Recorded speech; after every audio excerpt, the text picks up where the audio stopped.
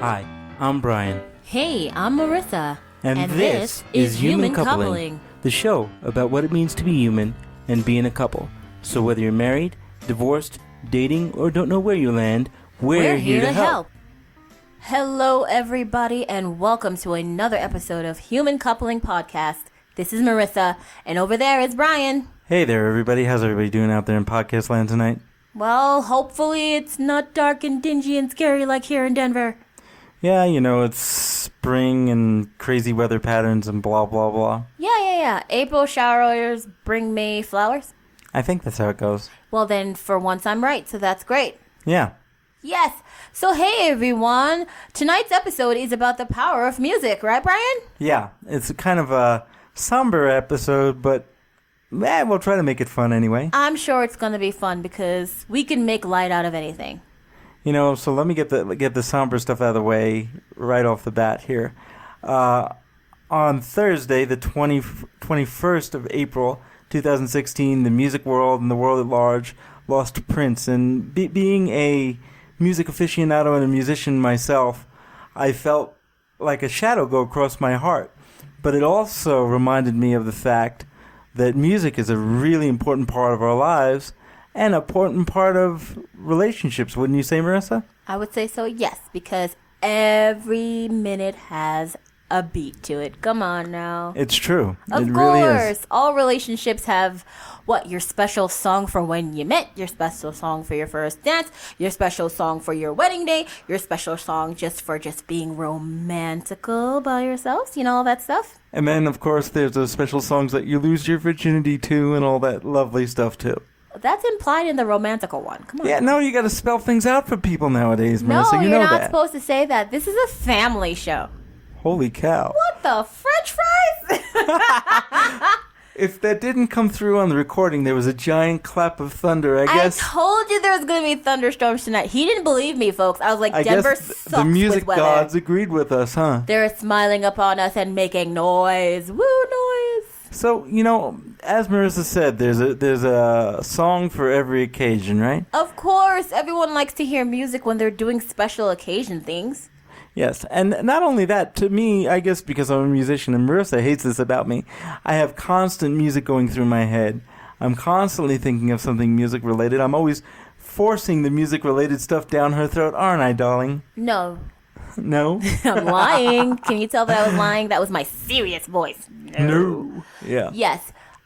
Contrary to what my husband thinks, I enjoy his crazy musical personality because that is a part of him, and I try to understand that. I'm not going to say I fully do. I'm just going to say I always try to understand that he can sit there and listen to music and go, this affects me deeply, and I go, I don't know what the fuck you're talking about. Yeah, I mean, I felt like I lost a member of my family last week, which a lot of people would think would be crazy. No, not at all, because someone who you've heard their music throughout your life in different stages of it, that's going to affect you. Yeah. Why wouldn't anyone understand that? I'm sorry. Let's say a logical person would understand that. Exactly. All you illogical motherfuckers, go read a book. I don't know. What do you want me to say? There's anything wrong with reading books, folks. I don't know. You book files out there. I know that's not what it's called, but I can't think of the name. I don't know what the cool name for it yet is, right? I'm an audiophile, and that's something for people who... he only knows what he cares about. He's so nice. That's right. He only knows the stuff he cares about. Ooh, okay. Hey, we can't know everything about everyone about all things, right? No, because that would take too much time. Yeah, it would.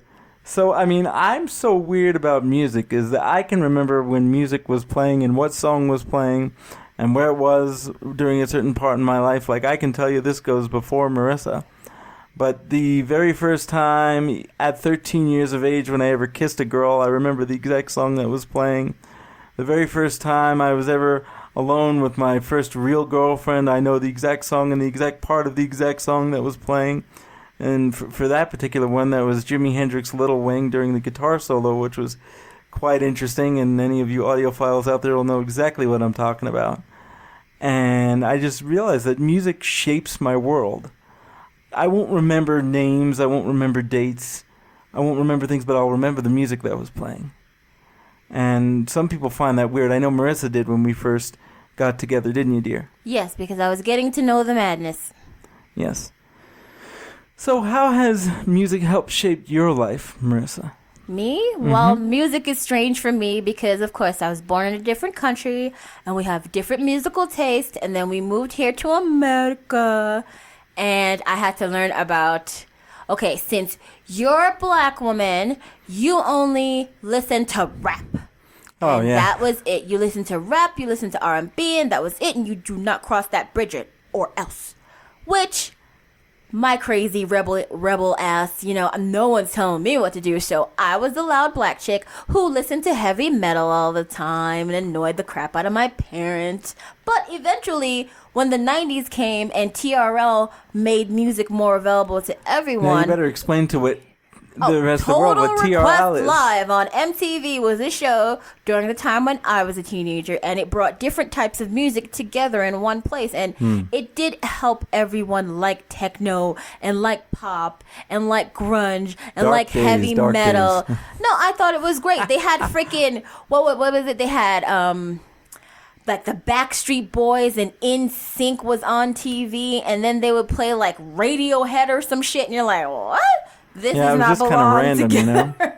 Yeah, and they would all vote on who's the top one for the day, but it was always some dumbass boy band, so there was nothing you could really do. Except that one time when, oh my God, what was the name of it? Was it Korn? Yeah. It was Korn. Korn finally beat out those freaking boy bands one day with their awesome music, and oh my God, I used to love Korn. They were the best band to introduce yourself to that heavy metal genre, but it was still fun and kind of silly because their videos were weird, right? Yeah, I mean, I really, at the time Korn came out, that was a little bit after my teenage years. Yeah, but that was and mine. So. I didn't watch videos at that point, so I don't know. I think their videos were kind of weird, but I did listen to them on the radio. Yeah, their videos were really a lot. cool because it was Korn, and then everyone's favorite, no matter who you are, Linkin Park came out, and they were on TRL. Linkin Park was good. Linkin Park was definitely exactly. good. Yeah. And then Rage Against the Machine was on TRL also. So y'all, you don't remember those, but Rage Against the Machine, and Korn, and Linkin Park, they were all competing against the boy bands and the Britney Spears when I was a kid, and it was like, well, how is this even remotely possible that these people are together on the same channel? So it was good to get into something new, and I was the one that was introducing my family, albeit very, very slowly because they are not used to change. I was introducing them to the fun new music, and they were rather resistant because the only thing they wanted to listen to was Hot 97, and it was freaking annoying. Which is okay too. I mean, there's nothing wrong with the But you're stuff on supposed Hot to open 97. your mind, but you have to open though. your mind, exactly. It was just the same kind of music, and I love that music. But I didn't see why you can open your heart and open your mind to something else.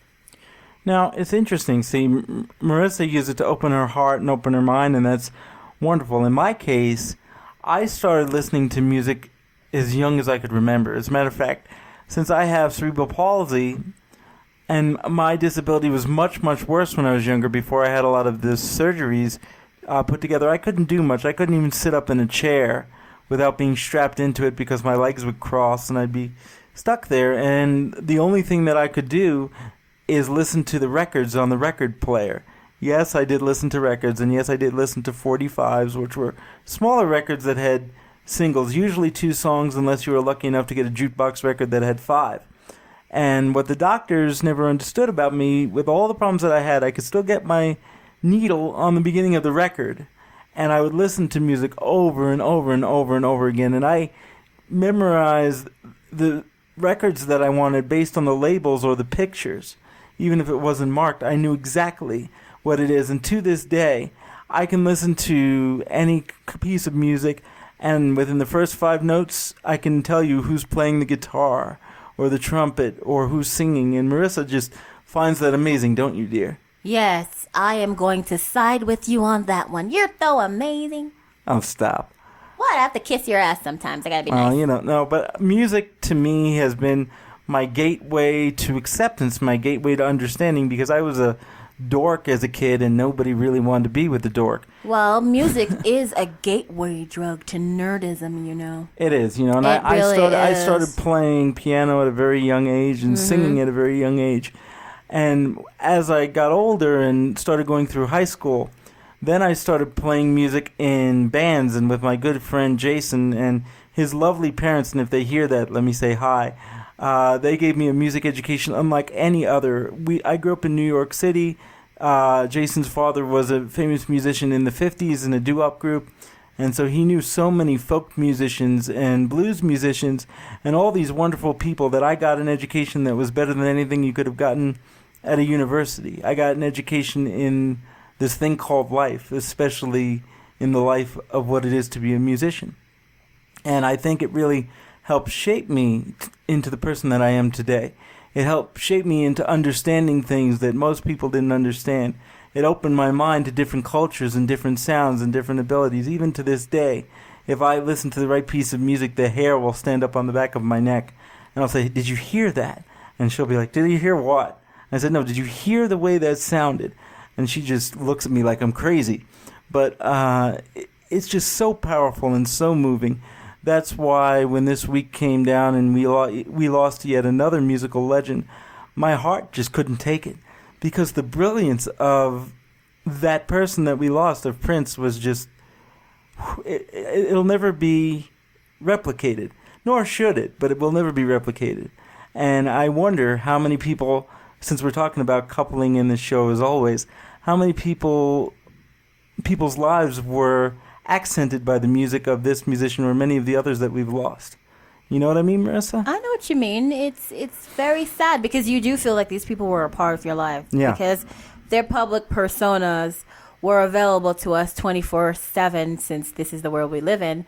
So yes, it does affect you even though you don't know it. You're just like, wow, did you hear that? You know, you feel like, oh my gosh, that was like a family member. I know the person didn't even know me, but I swear that they did because I knew them so well through their music. So I can see how you can relate like that. But hey, one weird thing, when we were in Vegas and we were at one of those shows in Vegas, there used to be a locals night at our favorite casino.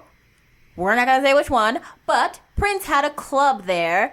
And it was open for a little while, and they used to do those music nights free for locals, which when you're a local in Vegas, you get cool stuff, and it was great.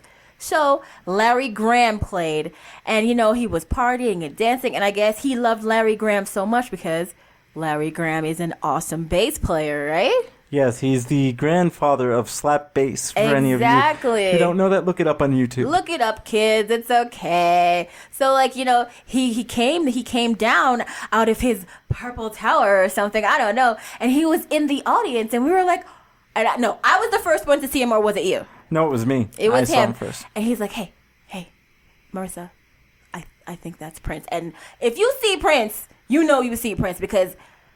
Never has there been a small man that could fill up the room as much as this person. Like, this slight individual in person will overpower and overshadow the biggest man. And it was so crazy. I was like, oh my God, that is Prince. Oh my God. So, like, you know, we had our nerd moment, but we're not the type of people that's going to run over and go ask for autographs because it's just not something we do. It's no, but we got to hear him sing and play with Larry Graham, and that was amazing. That was all I to wanted. me. I mean, I was in a concert, like, right there, like 10 feet away. So, like, that to me was better than any picture that I can post on any public forum, better than any autograph, because I will have that memory forever, and I appreciated that memory, and it's in my brain, and you know what? It can never be erased.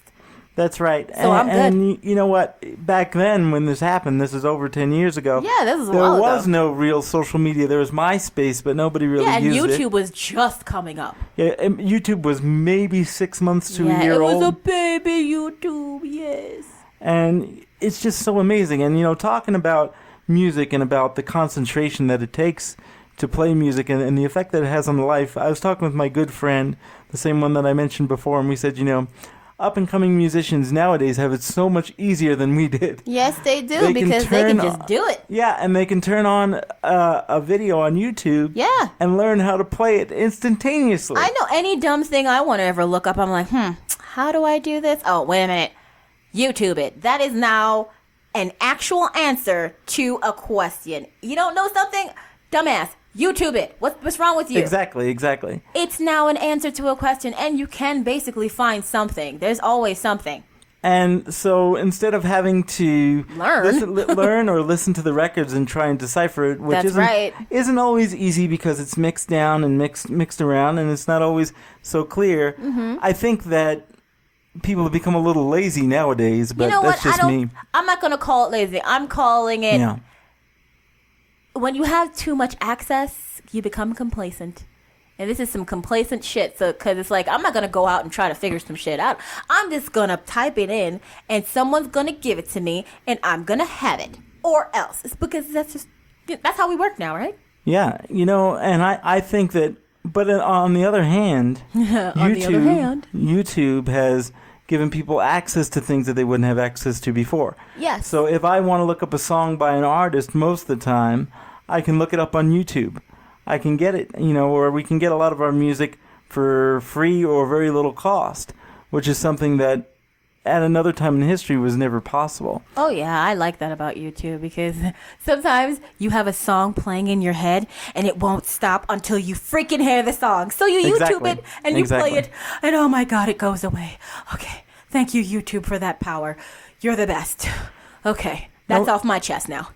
Now let's talk a little bit how music can help romance. Ooh, the romantical. Okay, this is the relationship part, folks. So light that candle. Let's do this. So, not everybody's a musician, granted. Okay, so you can't you can't pick up a guitar, sit behind a piano, and write a song for somebody. But you know what? Can't do it. More often than not, there is a musician out there that has said it better than you ever could. Of course, damn right. I don't know how many times growing up as a teenager, even though I was a musician, I went through, CD sleeves and album sleeves to find lyrics because we didn't have the internet, and wrote them down in a love letter to profess my love to X, Y, or Z young lady. And that's that 1990s shit right there. And said, oh, this'll say it. And of course they thought it was corny and ridiculous. And who's Neil Diamond and why are you quoting his lyrics? Well, there you go. Yeah, or who's Bruce Springsteen and why are you quoting his lyrics? Or who's Bob Dylan, because unless you're a music aficionado, you don't know anything other than what's popular at the time when you were a teenager, which in my case was Bush and Everclear and Pearl Jam. So see that means my man didn't plagiarize nobody. He let you know where this song came from. That's right. My man don't plagiarize. No, I do not. Okay, he had integrity even before he was a grown up. Yes, I did. Yeah. But I oddly enough, I was into blues and funk and jazz and things that most people wouldn't even listen to at my age at 14 because I thought the music that was out at that time sucked. It was terrible, and you really need to learn from the masters. Whatever. Let It Burn by Usher really defined my breakup. So whatever. Let It Burn, but you already damn right. You were already in your 20s by the time that came out. I'm talking about way before that. Well, sweetie, honey pie, I don't know if you know this, but I didn't start dating until I was 19 years old. I know. I am not one of those lying little harlots who pretended that they weren't dating. Wink, wink, you know who you were, fuck off. I didn't pretend that I wasn't dating, and I didn't pretend that I was a good little angel girl. No. I actually was, so I'm sorry that my first breakup was at 20, but you're going to have to deal with that. I'm sorry. So, that's true. Yeah, sorry. And the other thing is, when songs were playing during key points in your life, like during a key point in our relationship, and all of a sudden Prince's Darling Nikki comes on, and then, we all know where that goes from there. Well, I don't think most people know the song Darling Nikki, so well, I'll say look it up. It's all good. Look it up. I know it's hard to find Prince stuff on YouTube, but look that one up, boys and girls. It's a great song. Especially if you're engaging in certain activities. Oh my God. Well, you know what? There are often singers, musicians, whatever, that are synonymous with what most people in America call baby making music, Brian. Yes, so let's go with some of the classics. Let's go into the classics of the baby making music genre. And this has everything to do with relationships, because don't act like you don't have a favorite song to play when you want to change her mind about something. All right. Let's see. So if we go back, we can go to Smokey Robinson. There you go. The Temptations. Come on now. Four Tops. Uh-huh. Teddy Pendergrass, That's right. Major Harris. Damn right. Let's see, who else? Oh, hell no. Barry White. Honey, we love Barry White, but why the hell have not I heard Luther Vandross up in that motherfucker? I wasn't getting to him yet. I was going before him. If you say Barry, you gotta say Luther. That's okay, Luther. Look, if you say Barry White, you must then say Luther. This is just the way it is. Aretha People, Franklin too. If you don't know, please go out and figure it out. Oh yeah. Yeah. And then of course Prince. Yeah. Hello. And then let's go into more modern era. Then we're going to R. Kelly. Yes. And Usher. Oh, Usher's very modern. Yes, you can go to Usher. You can go to and Usher. And then let's see, Jagged Edge. Jagged Edge. Oh, the black boy band. So then you're gonna have to say Boys to Men now. Boys to Men. You gotta yes. say Boys to Men now. Hello. 112. Mint Condition. What? Okay, then you want to talk to Tony? Oh, see, there he is. And then of course, Shy. Yes. Shy. What? See, like, if you don't know Shaka these people, Khan. look them up. You gotta look this stuff up because we're all crazy. We're saying all kinds of names. Think about Shaka Khan and Rufus. Tell me something. See, good. of course. I can't sing, folks. I can't. Well, my favorite song, well, back in the day, like in the 90s, early 2000s, when you want to set the mood, you put on some, brown-eyed girl, come and walk with me. Come on now. You know it. Because that was our kind of music, though. And let's go into your culture now. We can't forget Barris Hammond. Well, for my culture, the Caribbeans out there, how you doing? Yes, some Barris Hammond, some Barris and Sanchez. Everyone has their baby-making music person. And don't forget Gregory Isaac. You can't forget Gregory. You gotta go some Gregory. And of course, you could say Bob Marley. He had Marley, yes. He had some definitely. nice baby-making music. You just gotta find it. It's all good because they only play his popular stuff here. But if you look into it, Turn Your Lights Down Low, I'm gonna suggest. It's called Turn Your Lights Down Low by Bob Marley. You'll love it. Oh, there's so many out there, really. Exactly. But I'm trying to give people something that they would know and can easily find. I'm trying to think if there's anything that they would easily find. That's an easy from your one. culture, some more modern stuff. Modern stuff. I don't know, because the music that we make, we're more let's go party, let's go get crazy. Our church music is rather fun. Yeah, but we're not talking about that. I'm trying to give you something. Our church music is what I call like the most fun church ever. Unless you're a Southern Baptist, I can't touch them. I can't believe my brain just went south until just now. What? I'm flogging myself that we didn't talk about Al Green. Oh, how dare we not talk about Al Green and James Brown. Oh no, that sucks. We didn't. And what about our favorite? What about some female singers that you really, really love? I loved Whitney. Whitney is some good, nice, fun music. Aretha Franklin. I already mentioned her once. Yes. No, you said Aretha Franklin. Not I did. Me. But Whitney is always good for those. And then our queen of the breakup, Anita Baker. Anita Baker, yes. Anita Baker, come on now. When you broke up with somebody, you got to play that Anita Baker all over again. And then who can forget Sade? Oh, hell no. He did not just say some Sade. Okay, see? Tony Braxton. See, Tony, come on. And then if you're going to pick up Tony, and I can't believe I didn't, Babyface. Babyface, son of a bitch. Babyface did every love song ever. He pretty did much. every single love song. He is just the man. And then how crosses can you the not? world. How can you not mention the lovely Jacksons, both Michael and Janet? Of course, because Janet has some baby making music back in the 90s. Does. Holy shit! I don't know what Janet was thinking a couple of times in those albums, but oh yeah, thank you, Janet. Thank you, girl. We all saw the video If when we were teenagers, and we were like, God well, damn. let's put it this way: as a 14-year-old boy, when If came out, holy crap! Damn, like if you need to YouTube that video. For you people. youngins who don't know what that is, you need to YouTube. Oh my God!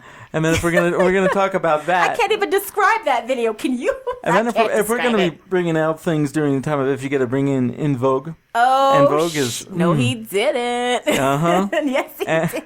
But see, that's how music is. Even when we're sitting here talking to each other on a podcast, talking to you guys, our listeners, about these songs. Even if you can't relate, just think back to something and some type of music that felt good to you, that brought back all these memories. Like, even talking about it right now, I'm like, I'm reliving my teenager. I'm reliving my childhood. Exactly. I'm reliving like the first time we met, and like, because I had to introduce him to my music because he didn't Yeah, really I didn't know all of it. I knew some, but he didn't really know much of it. Like, so he introduced me to some music myself. Like, he introduced me to a lot of the standards that I didn't really know about, and different people who sang these standards. Was I'm like, why are you listening to such boring music? But you know what?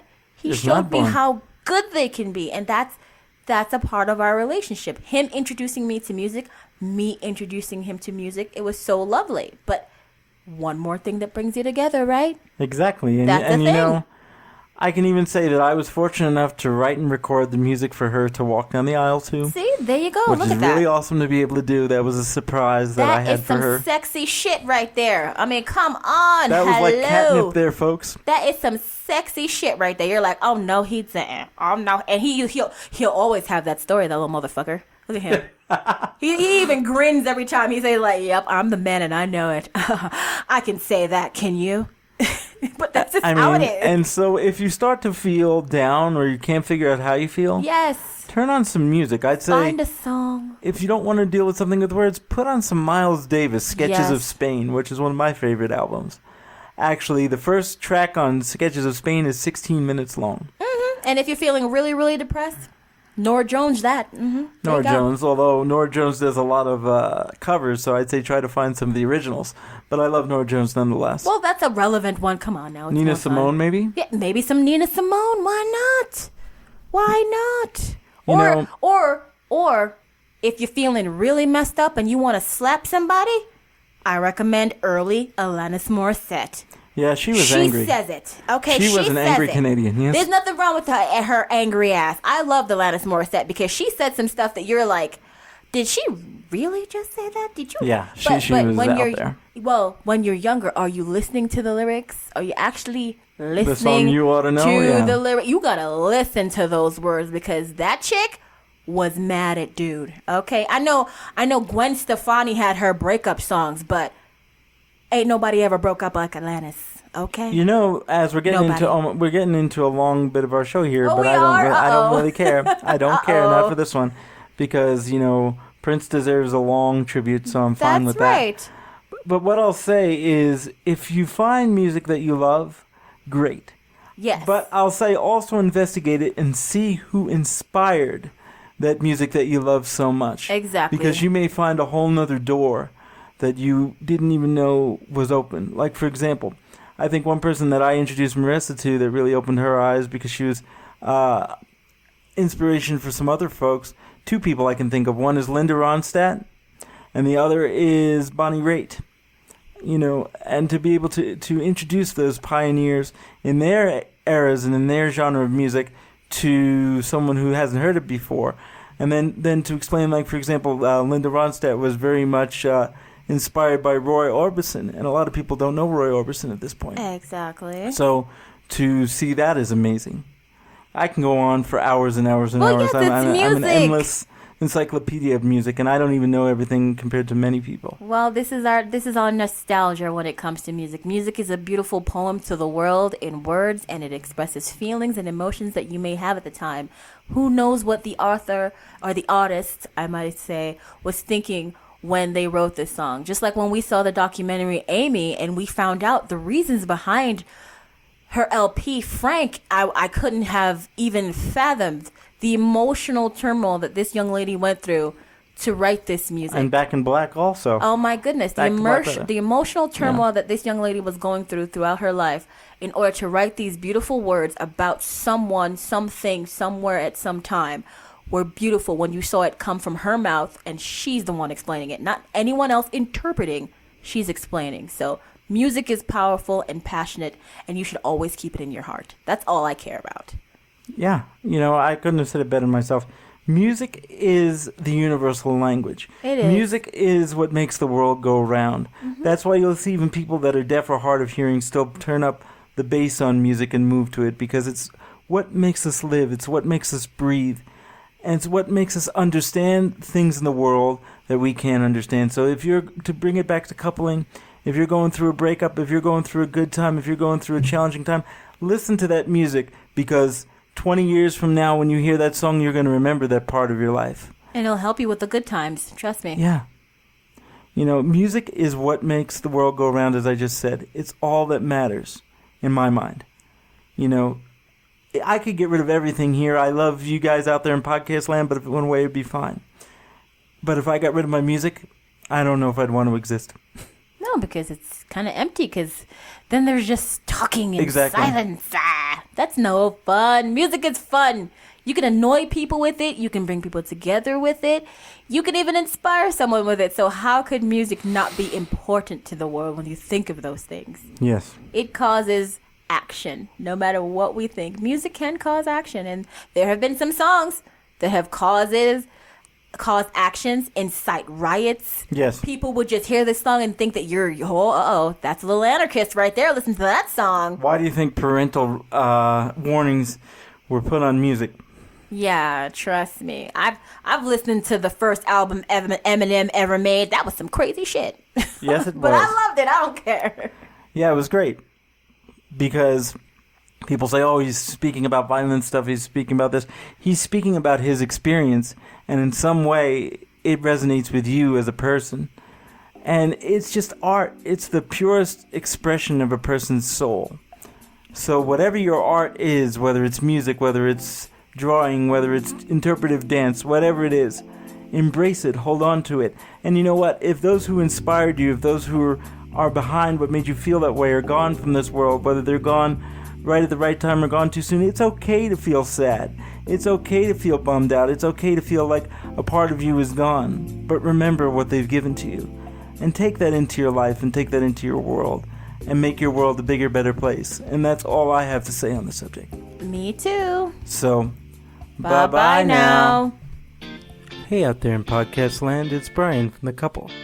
Do you want more of the laughter, love, and hijinks that is the Human Coupling Podcast? If so, like us on Facebook, friend us on Facebook, subscribe to our YouTube channel, follow us on Twitter, follow us on SoundCloud, follow us on Google+. Would you like to let us know how we're doing or let us know how you're doing? Or do you have an idea for a show topic? If so, send us an email at humancoupling@gmail.com. Hope to hear from you soon. Bye-bye now.